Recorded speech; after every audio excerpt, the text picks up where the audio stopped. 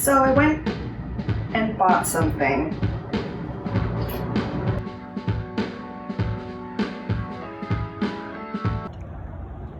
I broke it. Little plastic pieces in my What did you just sell me?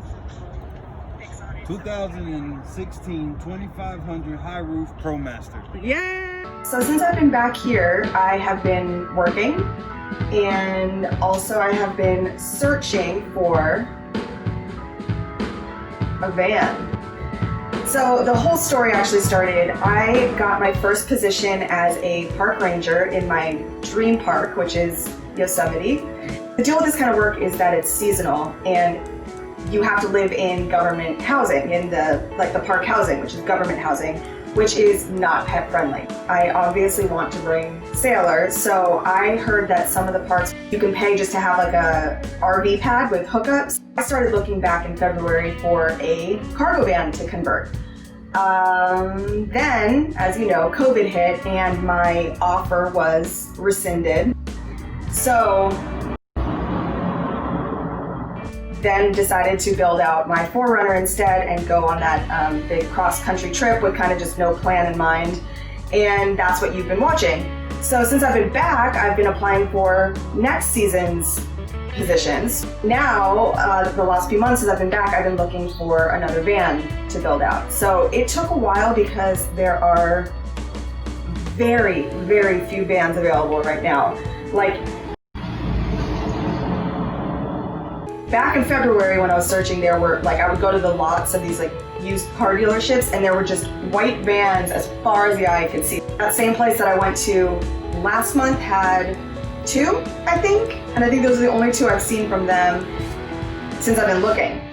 Anyway, this one came up in West Palm Beach, which is about an hour from me, and I decided to make the trip up there. This is the exact one I was looking for. So I ended up buying a 2016 Ram Promaster with the 159-inch long extended wheelbase and the high roof. It's a 2500, and it has the 2 back windows, which is a little thing that I wanted, even though it's more radiant heat coming in, but I kind of wanted more natural light.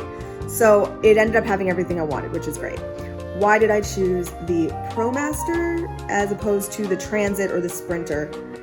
The Promaster, for one thing, there are mechanics pretty much everywhere that work on Ram vehicles. It's American parts, it's way easier to get those parts, it's quicker.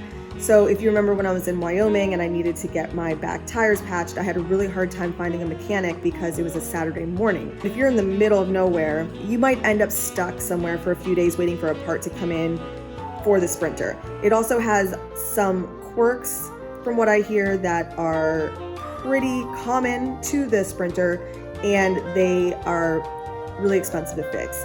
The good thing about the Sprinters is that they have a really high resale value. So if you go to sell that later, you're going to get more money than I would get for, say, the Ram Promaster.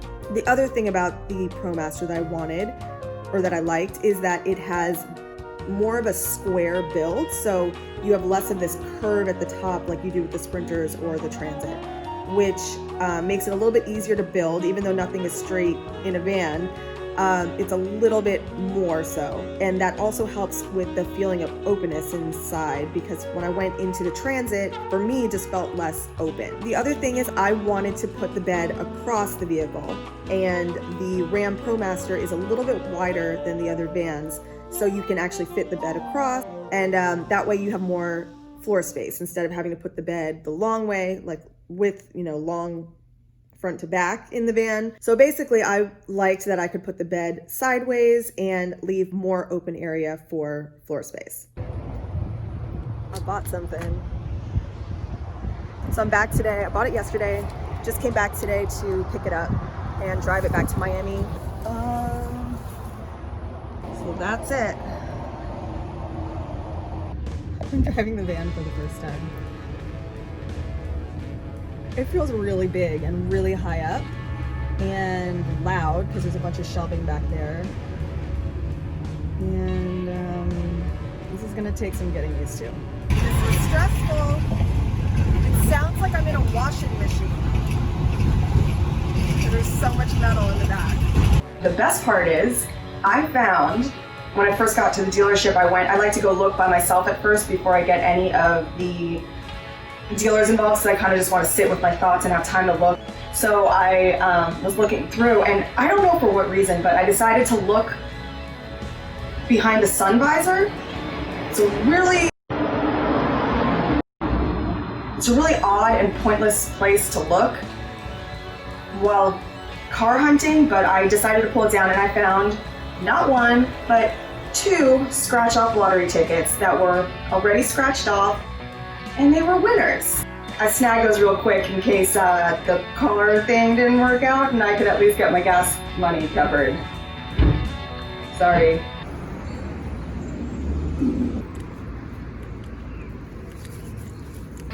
I found the exact car I wanted. There's a couple weird little things, like in the front there are, usually I've seen in these cars there's like the driver's side seat and then the passenger seat. This one happens to have a double passenger seat, which is really great. I mean, it's like a bonus.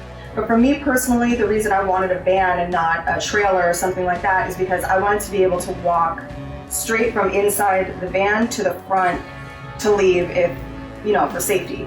And the way it's set up right now, there are 2 seats, so there's a middle seat and that's in the way. There's also the divider from the front to the back that I know some people like that. I think it closes it off a little bit more than I want it to be. It also came with these shelves, which I'm planning on selling. So when I first got the van, it had custom shelving inside, down both sides pretty much. I obviously don't want those shelves. So my first order of business was to get those shelves out of there, get it posted on OfferUp, and sell them. Actually, it looks like I might be able to get a decent amount from, because they're actually custom made shelves for this van. And since everyone's buying cargo vans, there's got to be a market out there. So my job today is to measure these guys and the front partition and get them photographed and listed so I can move those, sell them, and hopefully get enough money to buy things like a refrigerator and insulation and a million other things. Okay, so I have somebody coming to purchase the shelves that came inside the van. It's a plane flying over. This timing is... So, this guy's coming in a few hours and it's getting dark, so I'm gonna just try to take down some of the shelves. The shelves sold the next day. Basically asking price, and they were out the door. The partition I still have. I'm assuming it will go at some point. It would be nice to get that money to put back into the build. You know how it goes.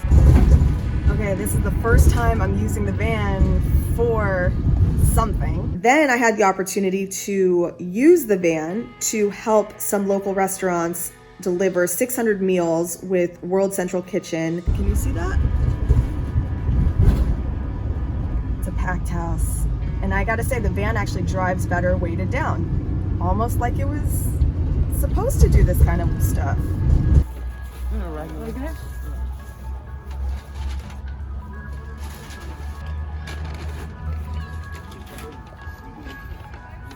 Which was a really great way to break in the van, I'd say. Whoa, let's go this way. Sailor's first ride in the van.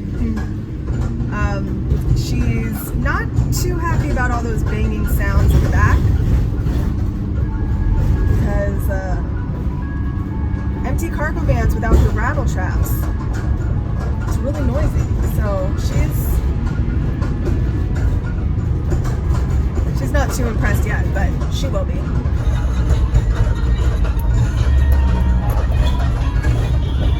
She's coming around. She's got her head out the window. So the next thing we had to do, step 2 in the van build process, was to get it all cleaned up. So I took out that mat that's underneath. I scrubbed the shit out of it. It was caked on dirt, glue, paint, drips of things. I wanted to start with a clean base. You have to address the rust, see if there's any rust, sand it down, seal everything up. All right, I found all the trash. There's a lot of things you expect to find in a used van. This isn't one of them. What happened? All the stuff they lost behind the seat and couldn't find. including a frog.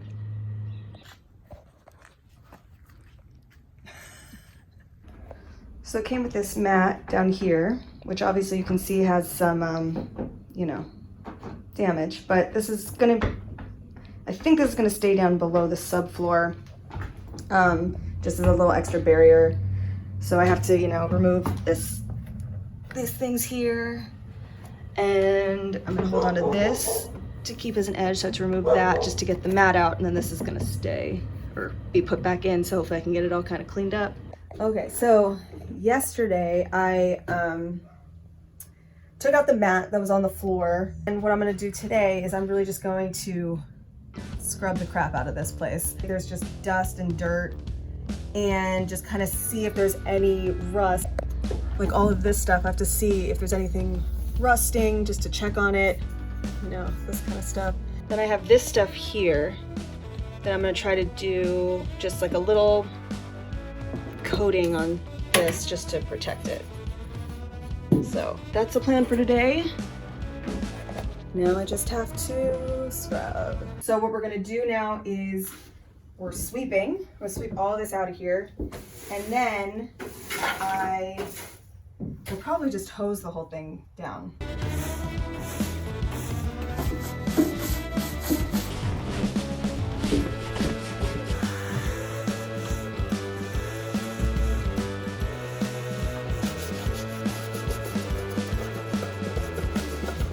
Okay, so day 2 of cleaning out the van.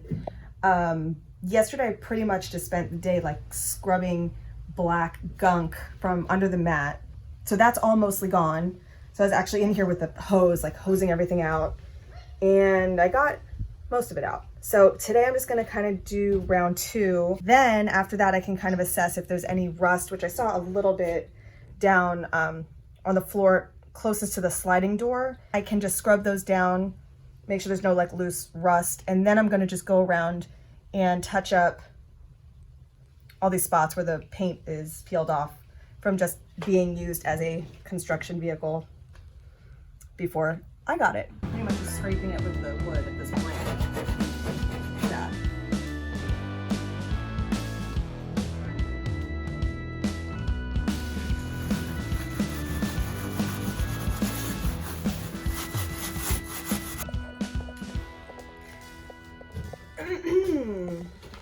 Oh, everything is pretty darn clean.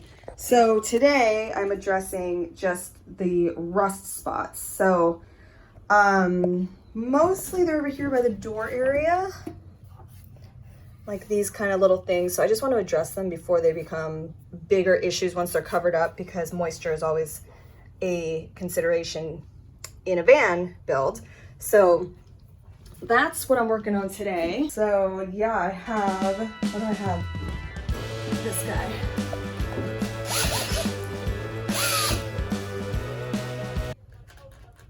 It just died.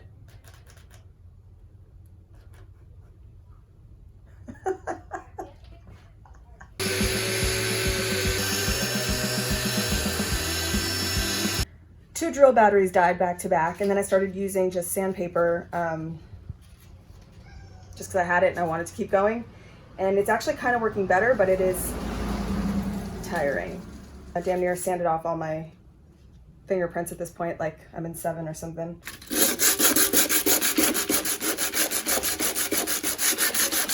I was kind of just going to touch up the spots that were rusting, and then I actually had a hard time keeping track of what was painted and what wasn't, because it was white paint on white. So I ended up just doing pretty much the entire floor. Just going to give you a good base. It smells very chemically, but also clean. So I feel like it was a good thing to do. I mean, it had to be done. Since then, there's been a lot of planning, so much planning, because not everything goes in a sequential order. So it's not like you insulate and then you wire, and then people do it in all different orders. And I kind of didn't want to just start throwing insulation in before I had a game plan for the electrical. So yeah, that is what we're going to be working on. I'm going to be doing the build by myself for the most part, probably with friends and family. The electrical is crazy. I have been studying graphs and charts and Reddit forums and YouTube videos for weeks now, months actually. This all started back in February. So basically I have until probably the end of April, maybe the beginning of May, where the next season will start. And I'm just gonna be plugging away on it for that time. Be sure to subscribe. We are going to be doing the whole build because, let's be honest, did you even buy a van, and are you even converting a van if you're not doing a van conversion YouTube series?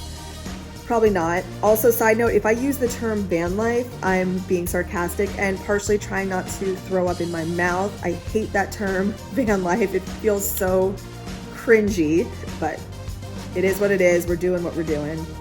I have no idea what I'm doing, but I love doing this stuff, so I'm glad you're here. Be sure to subscribe, click the alert thing, tell your friends, tell your family. Let's just make it a whole big thing. What is Sailor doing?